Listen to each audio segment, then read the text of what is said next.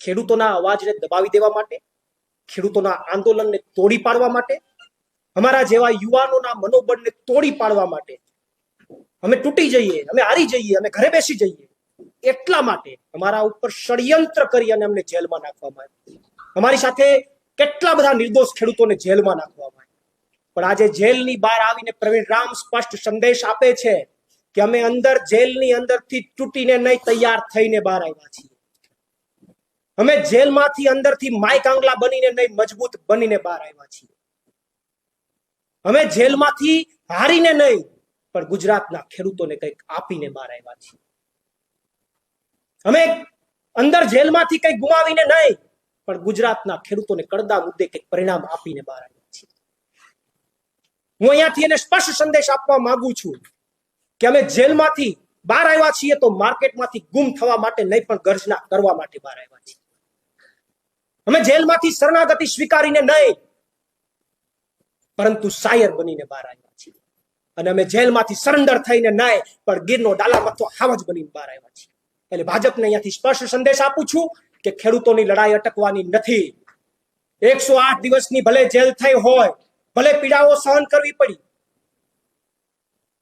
ભલે યાતનાઓ સહન કરવી પડી, મારા પરિવારથી દૂર રહ્યો, મારા ખેડૂતોથી દૂર રહ્યો, મારા નાનકડા દીકરાનો એક વર્ષનો જન્મદિવસ, એના પહેલા જન્મ દિવસમાં પણ હું હાજર નથી રહી શક્યો. મારા જન્મ દિવસમાં હું દૂર રહ્યો, પણ મારી લડાઈ અટકવાની નથી. ખેડૂતો માટેની લડાઈ ચાલુ રહેશે. આ શરીરમાં જ્યાં સુધી પ્રાણ છે ત્યાં સુધી મારી લડાઈ ચાલુ રહેશે. બીજેપીમાં જેટલી તાકાત હોય એટલી તાકાત અજમાવી જોઈએ. મારી લડાઈ ખેડૂતો માટે, ગુજરાતના યુવાનો માટે અને ગુજરાતની જનતા માટે ચાલુ રહેશે. મને દુઃખ છે કેટલા દિવસો માટે મારા ખેડૂત પરિવારના લોકો, મારા ગુજરાતના લોકોથી હું દૂર રહ્યો, એની સમસ્યાઓથી દૂર રહ્યો, એના પ્રશ્નોથી દૂર રહ્યો. એમના સારા નરસા પ્રસંગોમાં હું હાજરી ન આપી શક્યો, એના બદલ હું માફી ચાહું છું. સાથે સાથે હું ગુજરાતના તમામ ખેડૂતોનું, આમ આદમી પાર્ટીના તમામ કાર્યકર્તાઓ, તમામ નેતાઓ, માનનીય અરવિંદ કેજરીવાલજીનો, માનનીય સુદાનભાઈ, અમારું તમામ પ્રદેશ નેતૃત્વ, અમારા તમામ ધારાસભ્યો, તમામનો ખૂબ આભાર માનું છું કે એમણે આ સંકટ સમયે એનાથી બનતી પ્રયત્ન કરી અને ખૂબ પ્રયત્નો એમણે બહાર કાઢવા માટેના અને ખેડૂતો સાથે ઉભા રહેવાના કર્યા. એ બદલ હું તમામનો આભાર માનું છું. ખાસ મીડિયા મિત્રોનો પણ આભાર માનું છું. પણ આજે અહીંયા બહાર આવ્યો છું તો જે આંખમાં આંસુ છે એ દુઃખના આંસુ નથી. એ આગામી દિવસોમાં લડાઈ લડવાના સંકેત છે. અને આગામી દિવસોમાં મજબૂત લડાઈ લડીશું અને બતાવીશું કે અમે તમારાથી ડરવાના નથી, અમે તમારાથી હિંમત હારવાના નથી. અમારી લડાઈ ચાલુ રહેશે. આભાર.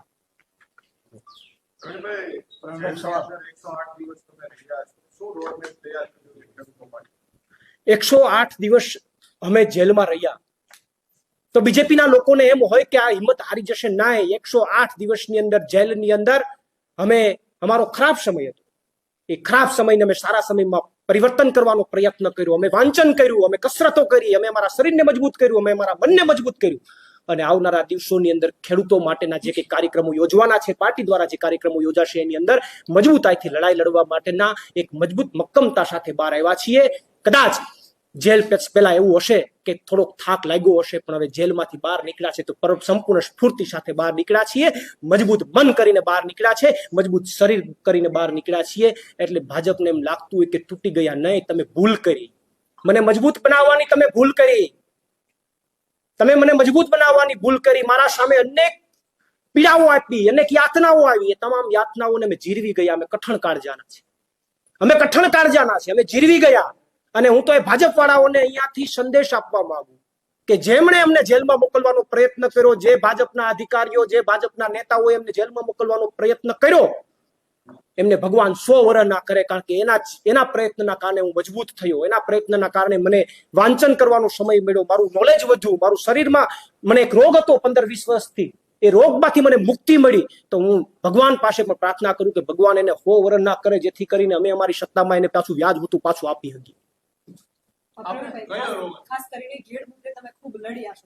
આગામી સમયમાં હવે ઘેડને લઈને શું રણનીતિ છે? કેમ કે ખેડૂતો રાહ જોતા હતા કે પ્રવીણભાઈ બહાર આવે ને ઘેડનો અવાજ ફરીથી. ચોક્કસથી ઘેડ મુદ્દે મારી 14 દિવસની પદયાત્રા સતત ચાલુ રહી. ખેડૂતોની વચ્ચે હું રહ્યો. ત્યારબાદ મારી એક ન્યાય યાત્રા શરૂ થઈ અને એ પછી કમનસીબે 108 દિવસની ખેડૂતો માટેની મારી જેલ યાત્રા થઈ. હું બહાર નીકળીને આજે જ કેશોદ જવાનો છું, મઢડા માતાજીના દર્શન કરવાનો છું અને મઢડા માતાજીના દર્શન કરીને ત્યાંથી જ પ્રણ લેવાનો છું કે ઘેડના મુદ્દે હજુ પણ જે કંઈ પણ લડાઈઓ લડવી પડે એ લડાઈઓ લડવા પ્રવીણ રામ તૈયાર છે. આપ જે બોટાદમાં એકઠા થયા હતા તેને લઈને ઘણા પ્રશ્નો ઉભા થયા હતા કે મંજૂરી નહોતી લીધી અને બીજા પણ ઘણા પ્રશ્નો થયા હતા જેને કારણે આપને પકડવામાં આવ્યા હતા. એના વિશે શું કહેશો? બોટાદ જે હળદર ખાતે જે ઘટના બની એ ઘટના 3 દિવસથી સતત પોલીસ અને ખેડૂતો વચ્ચે ઘર્ષણ ચાલતું હતું. પોલીસ કોઈ પણ કારણે લોકોને ભેગા થવા, ખેડૂતોને ભેગા દેવા માંગતી નહોતી. ખેડૂતો એમના મુદ્દાને લઈને લડતા હતા. બોટાદ હળદર ખાતે એક મોટું ષડયંત્ર થયું. એનું ષડયંત્રનું તમને પ્રમાણ આપું અને એ પ્રમાણ એ છે કે જે ફરિયાદ થઈ, જે એફઆઈઆર થઈ, એમની અંદર 85 લોકો ઉપર એફઆઈઆર થઈ, પછી વધીને બીજા 15 લોકોને ઉમેરવામાં આવ્યા. આ અરાઉન્ડ 100 જેટલા લોકો ઉપર ફરિયાદ થઈ. તમે એનું પ્રમાણ ચેક કરી શકો. એ 100 માંથી એક પણ વ્યક્તિ પથ્થર ફેંકતો હોય એવો વિડીયો પોલીસ પાસે નથી. પોલીસ પાસે આખી ઘટનાના વિડીયો છે. કેટલા લોકો, લગભગ અરાઉન્ડ 40-50 લોકો પથ્થર મારો કરે છે એનો વિડીયો પોલીસ પાસે છે, સોશિયલ મીડિયામાં છે. પણ જોવા જેવું એ છે કે ફરિયાદની અંદર એક પણ વ્યક્તિ, જેટલા ઉપર ફરિયાદ થઈ એમાંથી એક પણ વ્યક્તિ પથ્થર ફેંકતો હોય એવો વિડીયો પોલીસ પાસે નથી. અને જેટલા લોકો પથ્થર ફેંકતા દેખાય છે એ એકેય વ્યક્તિ ફરિયાદમાં નથી. જેટલા પથ્થર નથી ફેંકતા એ ફરિયાદમાં છે અને જે પથ્થર ફેંકતા દેખાય છે કોઈ પણ ફરિયાદમાં નથી. તો આનો મતલબ તો સીધો એવો થાય છે કે કાયદેસરનું ષડયંત્ર કરવામાં આવ્યું, આંદોલનને તોડી પાડવા માટેનું ષડયંત્ર કરવામાં આવ્યું. બાકી કોઈ એફઆઈઆર થાય તો 20% ખોટા લોકો પકડાય, 80% તો રિયલ લોકો પકડાય. પરંતુ દુઃખની સાથે કહું કે પોલીસે જ્યારે અટક કરી ત્યારે પોલીસ એક જ, અમારા ખેડૂતોને જ્યારે પૂછવામાં આવ્યું ત્યારે ખેડૂતોને એક જ વાત કરતા હતા, તમે પથ્થર ફેંકો એનું પ્રમાણ લેવામાં નહોતું આવતું, તમે ક્યાંથી આવ્યા છો, તમારો પાર્ટીમાં શું હોદ્દો છે, એના મુદ્દે એની અટક કરવામાં આવી. તો આખું એક મોટું બોટાદ હળદરનું ષડયંત્ર હતું અને એ ષડયંત્રના ભાગરૂપે ખેડૂતોનો અવાજ દબાવી દેવાનો પ્રયત્ન થયો. પરંતુ આવનારા દિવસોમાં તાલુકા પંચાયત અને જિલ્લા પંચાયતમાં એનો જવાબ મળશે. પ્રવીણભાઈ, તમે જ્યાં રહ્યો છો બોટાદ જે છે એનું અંતર ખૂબ લાંબુ છે. તમને ક્યારે ખબર પડી કે આ રીતનું બોટાદમાં થઈ રહ્યું છે? તમે ક્યારે નીકળ્યા હતા એક્ઝેક્ટ અને ક્યારે તમે ત્યાં પહોંચ્યા? અને બીજી વસ્તુ કે બીજા દિવસે અમે રિપોર્ટિંગ કર્યું હતું તો ત્યાંના સ્થાનિકના હળદર ગામના લોકોને અમે મળ્યા હતા. એમાં કેટલાય લોકો હીરા ધસતા હતા, એમની કોઈ જમીન નથી, બેન અમારે તો આ સાથે કઈ લેવા દેવા જ નથી. એ લોકો સાથે લાઠીચાર્જ થયો છે, અન્યાય થયો છે. શિક્ષકો એવા હતા જે પેપર ચેક કરતા હતા, એમને ખબર જ નથી આંદોલન સાથે કઈ લેવા દેવા નતું, એના ઉપર લાઠીચાર્જ થયો છે.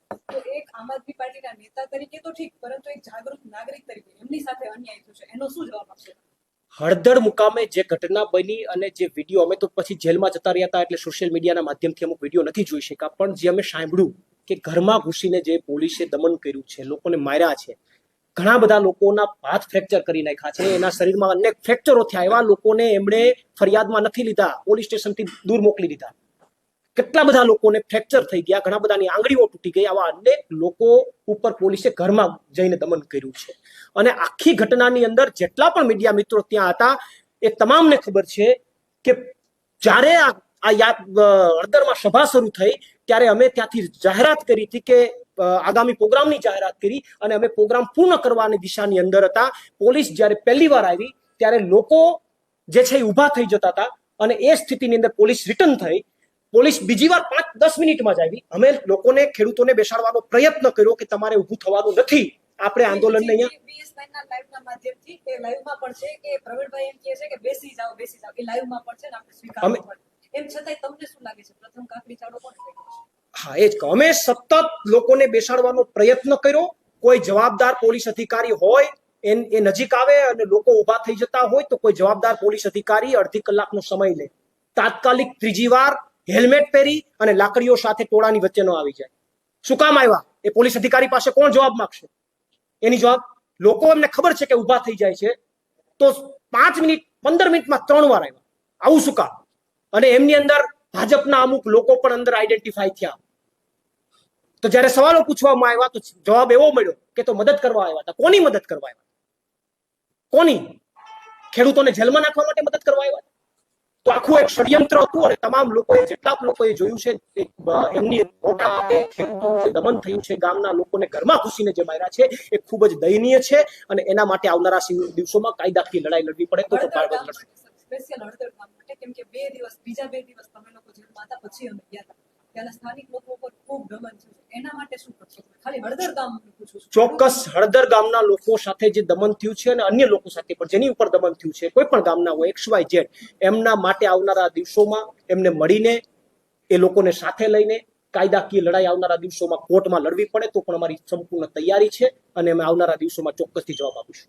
પ્રવીણભાઈ, કડદાને લઈને સરકારે એક પરિપત્ર પણ BPMC ને આપ્યો છે જે આંદોલનને અમારી કડદા મુદ્દે જે પરિપત્ર થયો એ હું એવું માનું છું કે આ આમ આદમી પાર્ટીની જે લડાઈ હતી એની એક બહુ મોટી જીત છે. એ પછી ખેડૂતોનું જે માગણી હતી એના મુદ્દે એક બે મુદ્દે સરકારે ક્યાંક ને ક્યાંક નમતું જોખવું પડ્યું. એ સ્પષ્ટ બતાવે છે કે આમ આદમી પાર્ટીના નેતાઓ, આમ આદમી પાર્ટીના લોકોએ જે આંદોલન કર્યું એની ક્યાંક ને ક્યાંક એના ઉપર અસર થઈ છે. ત્યારે હું એ ખેડૂતોએ જે લડાઈ લડી અને એમની અંદર કડદા મુદ્દે જે લેખિતમાં આપવામાં આવ્યું એ મુદ્દે હું ખેડૂતોનો આભાર માનું છું કે તમારી જીત થઈ છે, પણ માત્ર કાગળ ઉપર આવવાથી કઈ થતું નથી, એનું અમલીકરણ થવું જરૂરી છે. ઘણા બધા વેપારીઓ હજુ પણ ખેડૂતોને શોષણ કરે છે, માત્ર કાગળ ઉપરથી એ લોકો એનું પાલન કરતા નથી. એટલે અમારું એવું માનવું છે કે એમની અંદર એનું સ્પષ્ટ અમલીકરણ થવું જોઈએ. શું પ્રવીણભાઈ અત્યારે ખેડૂતોનો ચહેરો બની ગયા છે, ખેડૂતોનો અવાજ બની ગયા છે? શું પ્રવીણભાઈ 2027 લડશે અને લડશે તો કઈ સીટ ઉપરથી લડશે? 2027ની વિધાનસભાની ચૂંટણીઓ આવશે ત્યારે ચોક્કસથી પાર્ટી જે આદેશ કરશે અને મારા ગુજરાતના ખેડૂતો અને ગુજરાતની જનતા જે આદેશ કરશે એને શિરોમાન્ય રાખી અને મારે જે કંઈ કરવું પડશે કરીશ. આમની સામે કદાચ લડાઈ લડી વિધાનસભામાં ઉતરી અને લડાઈ લડવી પડે તો પણ મારી પ્રવીણ રામની સંપૂર્ણ તૈયારી છે. કારણ કે સત્તાના જોરે જે દમન કરી રહ્યા છે, દમનને અટકાવવા માટે અમારે કોઈ પણ એંગલથી લડવું પડે એ એંગલથી અમે લડવા તૈયાર છીએ. પ્રવીણભાઈ, એક છેલ્લો સવાલ. ત્યાંથી તમે અને રાજુભાઈ નીકળ્યા હતા તો ખેડૂતોએ તમને ત્યાંથી કાઢ્યા હતા કે તમે તમારી રીતે સ્વતંત્ર નીકળ્યા? આખી ઘટના જ્યારે બની અને આખી ઘટના બન્યા બાદ તાત્કાલિક ખેડૂતોએ અમને ગાડી પાછળ બેસાડી અને અમને ત્યાં ગામથી દૂર કર્યા. અને એમાં ખેડૂતોની સમજદારી હતી. એટલા માટે સમજદારી હતી કે એ ક્ષણે જો અમારી ધરપકડ થાય, અટક થાય અને ફરીથી લોકોમાં કોઈ ઉશ્કેરાટ ઉભો થાય અને કદાચ કોઈ અઘટિત ઘટના બને તો એ અઘરી વસ્તુ હતી, ખરાબ વસ્તુ હતી. એટલા માટે ત્યાંના ખેડૂતોએ, ત્યાંના યુવાનોએ એક સમજદારી દાખવી અને તાત્કાલિક ધોરણે અમને ત્યાંથી દૂર કર્યા. અને દૂર થયા બાદ એક મહત્વની વાત એ છે કે દૂર થયા બાદ અમે પોલીસના કોઈ પકડમાં નહોતા, અમે બહાર હતા. છતાં પણ અમારા ગુજરાતના ખેડૂતોને જ્યારે જેલમાં નાખવામાં આવ્યા તો અમે સામે ચાલી અને પોલીસની સામે સરેન્ડર કરી દીધું કે અમારા ગુજરાતના ખેડૂતો જો દિવાળી જેલમાં ઉજવતા હોય તો અમે દિવાળી જેલમાં ઉજવશું. વાત રહી બીજી, આખી જેલની યાત્રા દરમિયાન 108 દિવસ ભાવનગર નાખવામાં આવ્યા, ત્યાંથી રાજકોટ નાખવામાં આવ્યા. રાજકોટ એવું કહેવાય છે કે તમામ જેલનો બાપ છે, સૌથી સ્ટ્રિક્ટ જેલ, ત્યાં નાખવામાં આવ્યા. અમને કોઈ ફેર ન પડ્યો. પણ અમે 108 દિવસ જેલની અંદર પણ ત્યાં ટિફિન સેવા પણ હતી, તમને ઘરના ટિફિન પણ મળી શકે એવી સેવા હતી. પણ અમે કાયમી માટે અમારા ખેડૂતો જેટલા હતા એની સાથે બેસી અને જેલનું જ ખાધું, જેવું આવતું હતું એવું અમે જેલનું જ ખાધું અને ખેડૂતોની સાથે રહ્યા. પિયુષભાઈ પરમારે કીધું હતું કે અમારા ધક્કા કરી નાખવામાં આવ્યા અને જેલમાં અમને આ રીતે જમવાનું અને અનેક ખેડૂતો જેમની અટકાયત થઈ હતી અમને એક દિવસ તો સમોસો જ આપવામાં આવ્યો, એટલે જમવામાં અને થોડીક પ્રોબ્લેમ થતી હતી. શું આ સત્ય છે?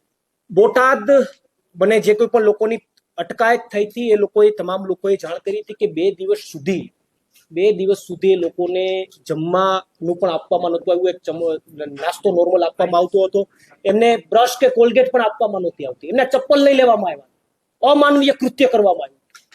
અમુક લોકોને ઢોર માર મારવામાં આવ્યો તો જેવો કોઈ ન મારી શકે એવો માર મારવામાં આવ્યો. અને હું કદાચ કહું તો એ વાત આજે અત્યારે ઓન રેકોર્ડ કહું છું કે અમુક પોલીસ અધિકારી તો એવું બોલ્યા છે કે તમારા કરતા તો દારૂ વેચવા વાળા સારા.